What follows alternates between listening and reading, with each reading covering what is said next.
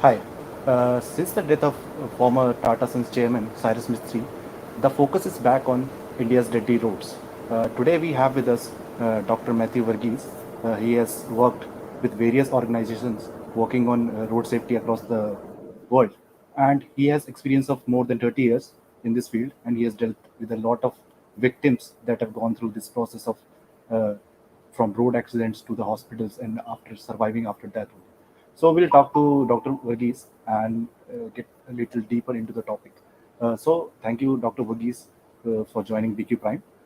First of all, I started to talk about that.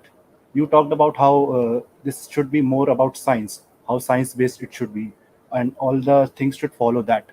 And so I just wanted to know that how close we are in the terms of policy making, where we are backed by science and not by uh, films and fancies Hmm. of some uh, diplomats. Rhetoric. Huh? Yeah. Thank you so much. It's amazing. You asked me how close we are to the science. We are far away from science when it comes to policy. So the policy makers do not understand the details. So in this crash, the emphasis is all about seat belts. People not wearing seat belts, and that's what is being highlighted. So you will have a law enforcing seat belts in the back seat, which is good. The law is actually the act already recommends it, but it's not enforced. That's all. It is good that it is enforced. But is that the only reason why the person died? No, that is not the reason. And that's what needs to be understood. And doing one thing and highlighting one flag, so you have a victim blaming that is going on here, that he didn't wear the seatbelt, therefore he died. We as human beings make so many errors that are errors of commission and errors of omission. But irrespective of the error, no one deserves to die. And that understanding is what you have to have in traffic safety. In traffic safety, everybody on the road, whether inside a vehicle or outside a vehicle, needs to be protected. And how do you protect it? Not by behavior. High income countries, Europe, US, all over, they tried education, trying to change behavior. Fortunately, human behavior change is difficult. It is difficult. People say it is easy, it's not easy. It is fortunate. Why do you say? Because some fascist will educate people and get them to his side. It's good that people cannot be educated easily. Education leading on to behavior change, leading on to safety, is a low win game. You cannot win that game. You cannot have safety by education. So you educate people to wear seat belt. Yes, you can do that, but enforcement and all those things will be an issue. But it's good to have that. All vehicles, people should wear. But what happened there on that road is happening every day. Not only with vehicles which have seat belts, with motorcycles people also, with other non-motorized people also. Getting onto a road means interacting with high speed. Getting onto the road means interacting with a speed differential. You have the environment of the road, 3 lanes narrowing onto 2 lanes and a divider in between. In the city of Delhi, in the city of Mumbai, in the city of any of the metropolitan cities, they have suddenly these wide roads narrowing down and dividers in between. And these dividers are supposed to be forgiving. They make it with reinforced concrete. Nobody should jump over it. Why not? It has to be a forgiving environment. It has to be softer, cushioning. Just a soft cushion would have prevented this. And signages. Your signages are always just at that interaction. You go to any high income country, the signages start 1 kilometer away. Exit so and so 1 kilometer down the line. Exit so and so 213 exit half a kilometer down the line. Exit 213, 200 meters down the line. There's warning. There's enough warning. And then the way the road is designed, the environment, infrastructure, speed encouraged to 100, 120 kilometers per hour. But that level of speed, you crash, there's very little that you can do. You need to have traffic calming in areas where interaction is happening between the high speed and non-motorized traffic, between high speed and traffic infrastructure. That is what is important. So the important thing to understand is road safety is not a common sense science.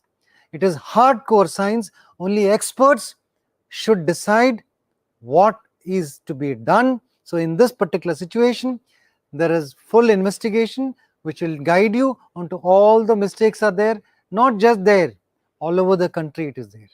And people, any number of people are getting killed on dividers.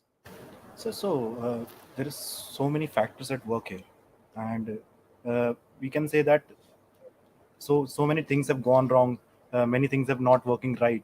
The signages are there, the road design, the infrastructure. So would you say that we have heard a little about death by design? So do you think that these are all the factors that are contributing to that Yeah. design that is leading to so many deaths? So earlier the recommendation was you died or you got injured because you were careless. In India, every traffic crash is a police case. So what does the police write on the report? Rash and negligent driving. So who is to blame? That person who was driving the vehicle may not have been rash and negligent, may have been just the environment of the road which caused him to suddenly swerve. May not be rash, actually probably trying to save somebody. May not have been rash, but the police report will say rash and negligent driving or overspeeding, something like that. But even if he is rash and negligent, even if it is overspeeding, you still need to protect people. And that can be done with modern technology. So the high income countries, they tried educating people and changing the road safety norms and reducing the deaths. In Sweden, for example, you have Vision Zero, where they say that it is not the individual. Individual can make mistakes, but the environment has to be designed to be forgiving, so that even if he makes a mistake, he doesn't have serious injury or death. That is what is important. Forgiving environment, which means traffic calming, which means softer road infrastructure, naturally reducing speed, plus the exterior of the car to be designed so that in the event of an impact, it doesn't kill a pedestrian. There are more people outside of cars in countries like India than inside of cars. If you're riding in the US, for miles on end you can ride without encountering a single human being. Here you move 1 meter, you will hit 10 people. So, yet our cities, we make it car friendly. We don't make it people friendly. Unless we make our cities people friendly, we are going to kill people and continue to be having high death rates and high injury rates. So you talked about car friendly and not people friendly. So the data that came from NCRB suggested that 45% of the deaths were from the two-wheeler drivers. And so in that scenario, how important it is the golden hour? First of all, I just to for our audience, I wanted to explain what is golden hour and how significant it is for reducing the deaths that come from. Golden hour is actually not based on hard science, but it is based on the understanding that early definitive care in a definitive care hospitals. For example, what do you mean by that? A head injured patient, he needs a neurosurgical assessment and treatment. He needs a CT scan. So if he goes to a hospital without a CT scan, there's going to be a problem. So there will be delay, assessment becomes a problem. He needs to be transferred to another hospital with a CT scan and then taken to a hospital with a neurosurgeon. Those are delays. So the concept of early definitive care is what is important. The R depends on the type of injury that is there.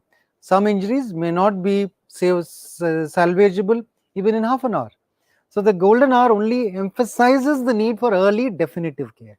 What he needs, he gets. What she needs, she gets at the appropriate time in a facility that can take care of everything. That is why it is important to have early definitive care. So it's not just the ambulance that is supposed to be good. Once the ambulance takes the person to a hospital, the hospital should have all the facilities. So the current concept is trauma team concept. Have a team in the hospital with neurosurgical facilities, with the orthopedic surgeon, with the general surgeon, with whoever is required for care for that particular patient. Multi-system hospital which can take care of these patients should be developed in every district in the country. So we don't have, according to some data from World Bank and many other organizations, we don't have as much penetrations of automobiles in our country, but the number of deaths are staggering.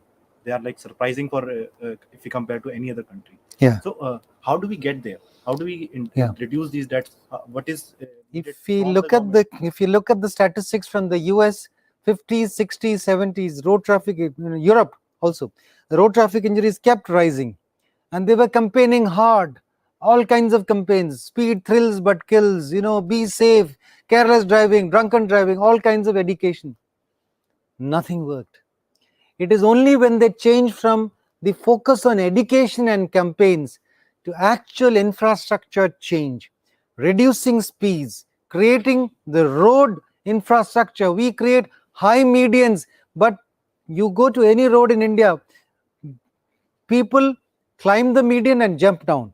Oh, he is bad behavior. No, he is jumping down because you made it difficult for him to walk across to the other side, but easier for the car to drive at 100 kilometers. That is your problem. You've designed it for the car, who just needs to push the pedal a little bit, whereas the pedestrian has to be climbing up or going down. He cannot be allowed to walk. Okay, that was Dr. Varghese, and he told us about what we can do to reduce these number of deaths that we have seen on our roads. Thank you, Mr. Varghese, for joining BQ Prime. It was a pleasure talking to you. Thank you.